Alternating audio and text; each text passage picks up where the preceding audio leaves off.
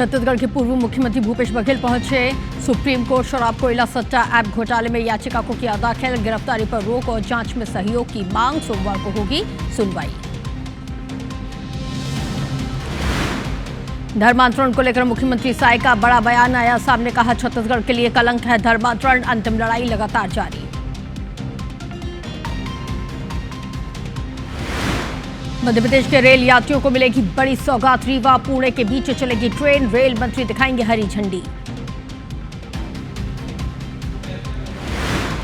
कोरबा जिला जेल से 4 कैदी हुए फरार। 25 फीट ऊंची दीवार को फांदकर भागे जेल प्रशासन में मचा हड़कंप। 5वें टेस्ट में भारत 396 पर हुआ ऑल आउट। इंग्लैंड के सामने 374 रनों का लक्ष्य। जायसवाल, आकाशदीप के बाद जडेजा सुंदर चमके।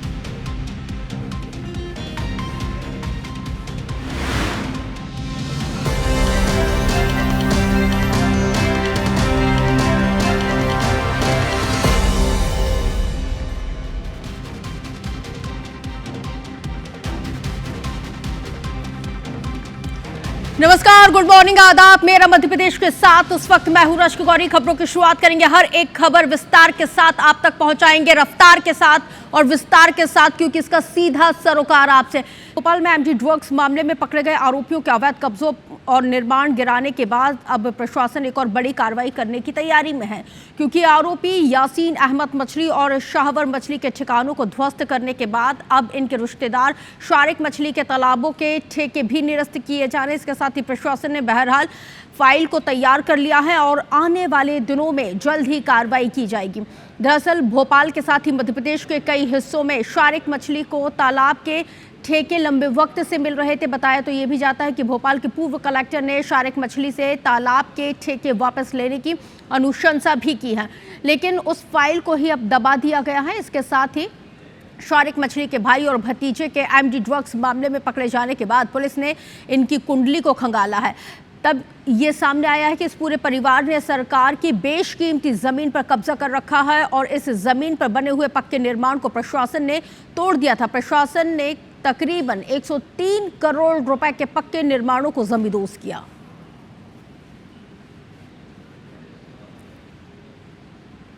तो चलिए सबसे पहले अब आपको जबलपुर की एक खबर बताते हैं, जहां पर मध्य प्रदेश एटीएस यानी कि एंटी टेररिज्म स्क्वाड ने एक अफगानी नागरिक को गिरफ्तार किया है। अब आप अंदाजा लगा रहे होंगे, सोच रहे होंगे कि आखिर ये अफगानी नागरिक को क्यों गिरफ्तार किया है और इसका गुनाह क्या है। तो ये भी हम आपको बताते हैं। जो 10 सालों से अपनी पहचान को बदलकर संस्कारधानी जबलपुर में रह रहा था, क्या ये पूरा मामला इस रिपोर्ट के जरिए समझिए। जबलपुर में एटीएस ने अफगानी नागरिक सोहबत खान को गिरफ्तार किया। सोहबत खान पिछले 10 साल से फर्जी पहचान के साथ शहर में छिपा था। एटीएस को 1 सप्ताह की ठोस निगरानी के बाद ये कामयाबी मिली है। पूछताछ में पता चला कि सोहबत 20 अफगानी नागरिकों के लिए फर्जी पासपोर्ट बनवाने की तैयारी में था। एटीएस को छापेमारी में फर्जी पासपोर्ट और 10 लाख रुपए के लेन देन के सबूत मिले। जांच में पता चला कि सोहबत ने पश्चिम बंगाल के 2 अफगानी नागरिकों के लिए पहले भी पासपोर्ट बनवाए हैं। पासपोर्ट बनवाने से पहले उसने आधार कार्ड में जबलपुर का पता अपडेट करवाया था। यहाँ से फ्लाइंग स्क्वाड आई, सिविल ड्रेस की, सोहबत खान को यहाँ से पकड़ी ले गई। करीब करीब इन लोगों को 15-20 साल से ज़्यादा हो गया है। ये किसका, खुद उनका है कि जी नहीं, किराए पे है। पुलिस उस पर पूछताछ करेगी। उसके यहाँ आने के उद्देश्य पर भी जांच पड़ताल होगी और ऐसी सभी वो गतिविधियाँ जो समाज विरोधी, राष्ट्र विरोधी, देश विरोधी हैं, उन सभी को रोकने में मध्य प्रदेश में डॉक्टर मोहन यादव जी के नेतृत्व में कोई कसर बाकी नहीं छोड़ी जाएगी। सोहबत खान के साथ 2 अन्य लोग, दिनेश गर्ग और महेंद्र कुमार को भी एटीएस ने गिरफ्तार किया। ये रैकेट चलाने में मदद किया करते थे।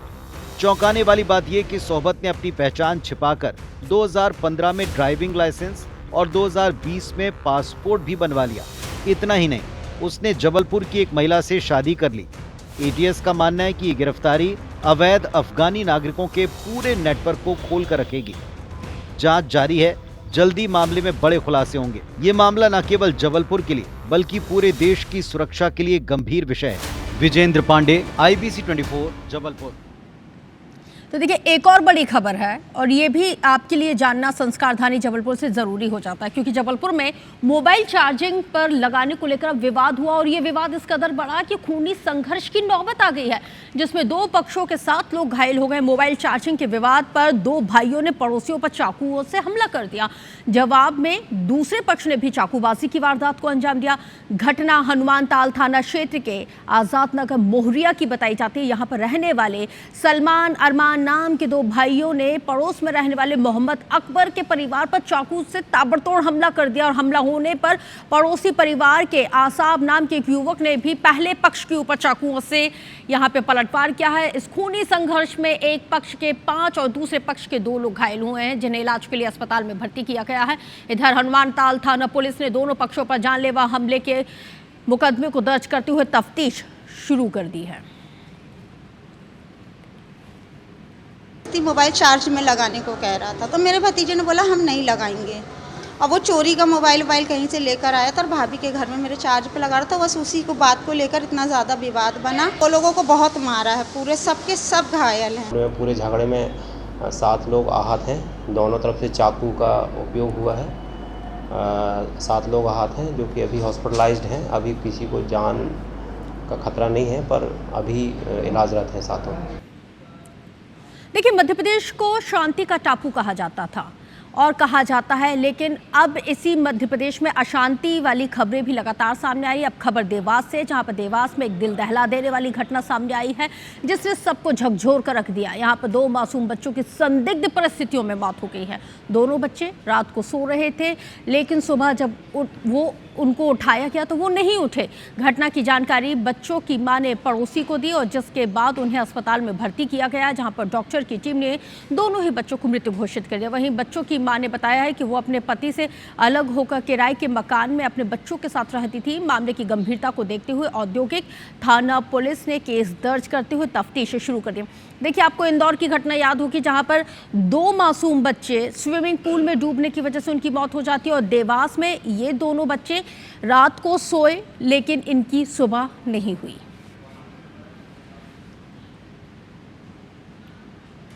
जी, आज सुबह पुलिस को सूचना मिली है कि ये ढांचा भवन में प्रिया यादव करके एक महिला हैं, उनके 2 बालक और एक बालिका, जिनकी उम्र 7 साल और 3 साल है। इनकी संदिग्ध अवस्था में इनकी डेड बॉडी घर पे मिली है, जिस पर से थाने में जो है मर्ग कायम किए गए हैं और इन्वेस्टिगेशन उसमें की जा रही है। पता चला कि दोनों बच्चे ख़त्म हो गए होंगे। 2 महीने से रह रहे थे, 25 मई को शिफ्ट हुए थे। ये मेरे भाई का लड़के का बर्थडे था और शाम को 10 बजे रात को मन गया था। ये तो मुझे नहीं पता, पर उन्होंने हमें बताया कि यहाँ पे मेरे लड़के को ऐसे हो गया। बच्चों की उम्र एक 3 साल का है और एक 7 साल का बच्चा है, जिनका वो मृत अवस्था में लेके आए थे। उनका पीएम अभी होगा।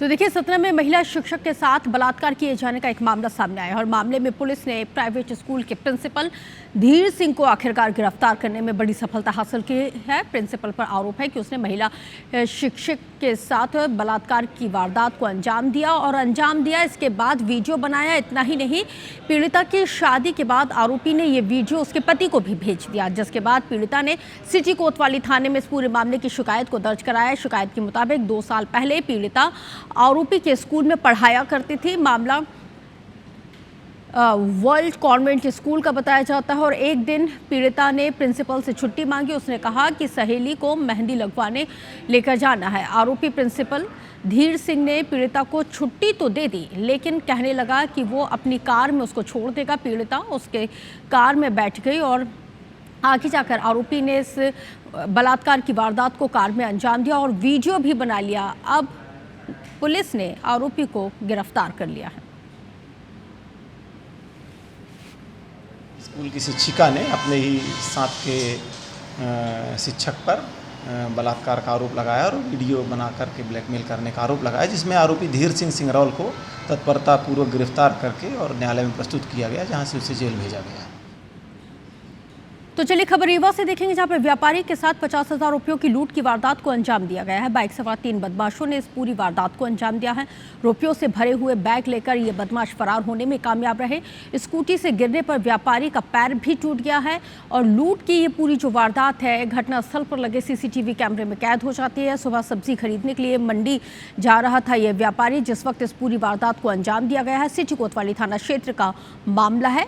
अब पुलिस ने हालांकि मुकदमा दर्ज करते हुए तफ्तीश शुरू कर दी है।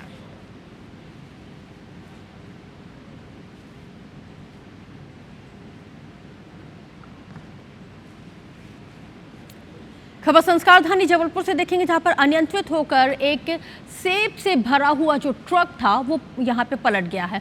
और अब आपको कुछ तस्वीरें दिखाएंगे। ये देखिए तस्वीरें, यहां पे सेब यानी कि एप्पल लूटने की भगदड़ मची। एक बार क्लियर कर दूं, एप्पल है ये सेब जिसको हम खाते हैं, ना कि एप्पल फोन।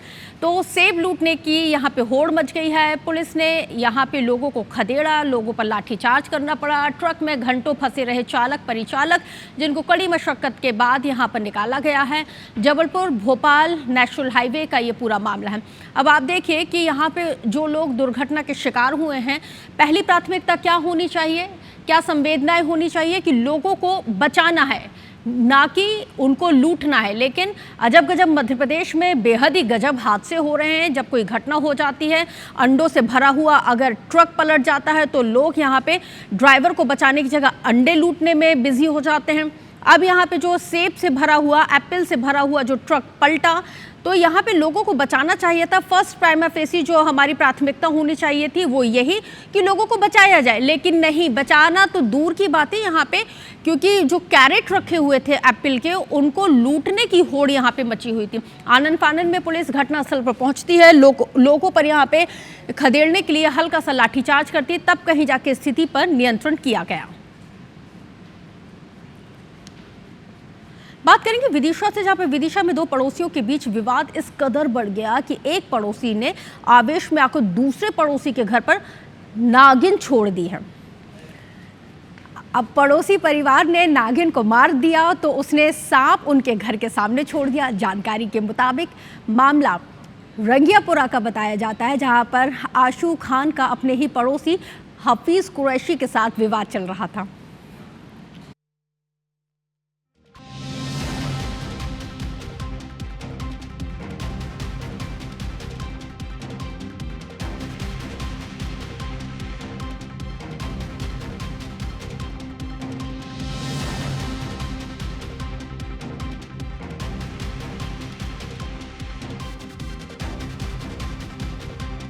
तो बहुत जहरीले सांप छोड़ता है और विवाद बहुत टाइम से कर रहा है। और पिछले इतवार को भी अभी 1 हफ्ता हो गया, इसने बोला था कि मैं गैया कटवा के हिंदू मुस्लिम विवाद करवाऊंगा, बड़ा विवाद करवाऊंगा। गंदा बोला, उसकी वीडियो भी है। बहुत से टाइम इसकी रिपोर्ट भी डाल चुके हम, 3-4 महीने से इसकी रिपोर्ट भी डल रही, कोई कार्रवाई नहीं हो रही, पुलिस भी कोई कार्रवाई नहीं कर रही।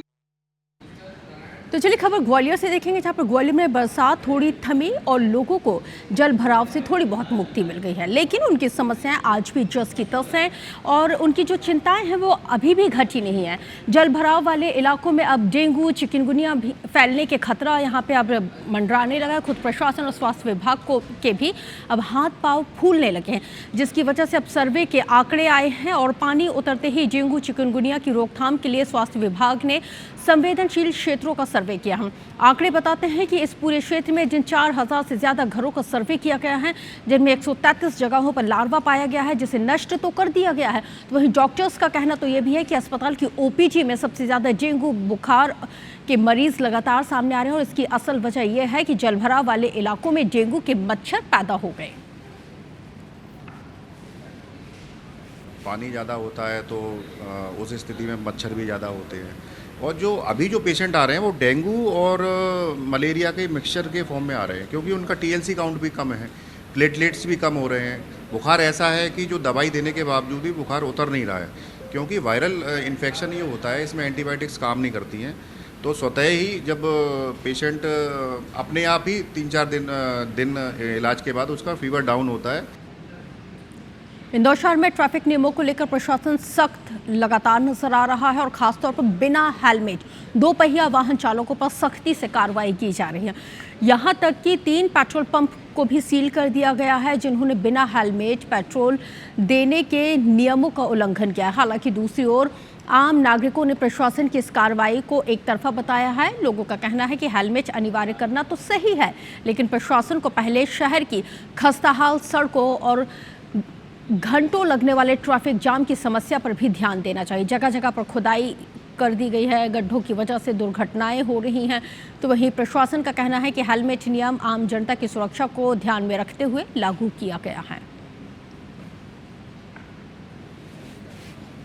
रोड तो सही नहीं है, यहाँ की रोड तो ख़राब भी है। कहीं भी देखो पानी भर जाता है तो बारिश में और ज़्यादा दिक्कत है। तो हेलमेट तो चलो लोग लगा रहे हैं, सब लोग रोड का भी ध्यान रखें लोग। इंदौर 9 जोन्स में बैठा हुआ है, हमारी 9 विधानसभाएं, और क्या कोई भी एक भी विधायक ऐसा है जो लिटरली ग्राउंड पे जाकर के इस रिपोर्ट को देख रहा है? तो सड़कें तो सरकार से भर नहीं रही है, आप हेलमेट पहन के चल लो, शायद यही होगा। तो मेरे हिसाब से सरकार को इस चीज़ का सुनिश्चित करना चाहिए कि सड़कें अच्छी हो। अगर आप चाहते हो कि अमेरिका जैसे रूल हो तो आप अमेरिका जैसे इंफ्रास्ट्रक्चर भी हमें दीजिए। लोग समझाइश के जरिए और इसके बाद अगर आवश्यकता पड़ी तो फिर एंट्री रोककर इसका पालन कराने की कोशिश करेंगे।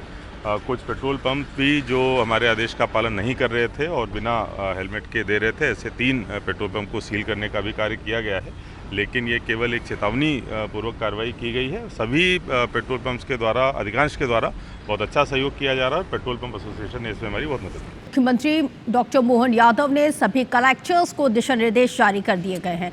इसके साथ ही अतिवृष्टि से प्रभावित कोई यहाँ पे जो भी लोग हैं उनको किसी तरह की कोई कठिनाई ना हो, किसी तरह की कोई परेशानियों का सामना उनको ना करना पड़े। अतिवृष्टि से प्रभावित हर एक शख्स के साथ मौजूदा प्रदेश सरकार खड़ी हुई है, ये कहना है सीएम का। इसके साथ ही राहत एवं बचाव के लिए सभी एहतियातन कदम को तत्काल प्रभाव से उठाया जाए। आपदा राहत दल ने 432 बचाव अभियान चलाए हैं। 3628 नागरिकों का इस दौरान रेस्क्यू किया गया है। प्रभावितों को तेजी के साथ राहत राशि वितरित की जा रही है। सीएम का ये भी कहना है कि अब तक 28.49 करोड़ रुपए की राहत राशि प्रभावितों को दी जा चुकी है।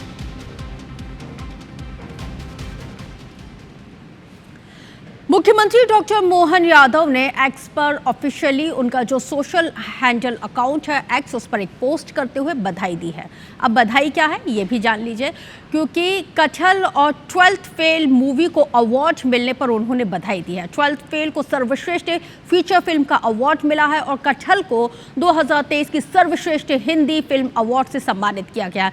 इसके साथ ही सीएम ने प्रदेश के कलाकारों की मेहनत की जमकर तारीफ की है और सोशल मीडिया पर एक्स पर पोस्ट करते हुए उन्होंने पूरी टीम को बधाई दी है। और ये तस्वीर इस वक्त आपके टेलीविजन स्क्रीन पर IBC 24 इस वक्त आपको दिखा रहा है।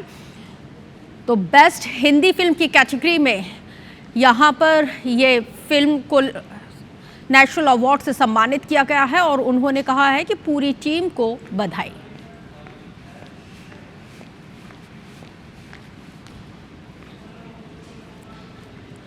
तो चलिए इसी खबर के साथ मैं रश्क गौरी आपसे लेती हूँ इजाजत, लेकिन IBC 24 पर खबरें नॉन स्टॉप जारी, क्योंकि सवाल आपका है।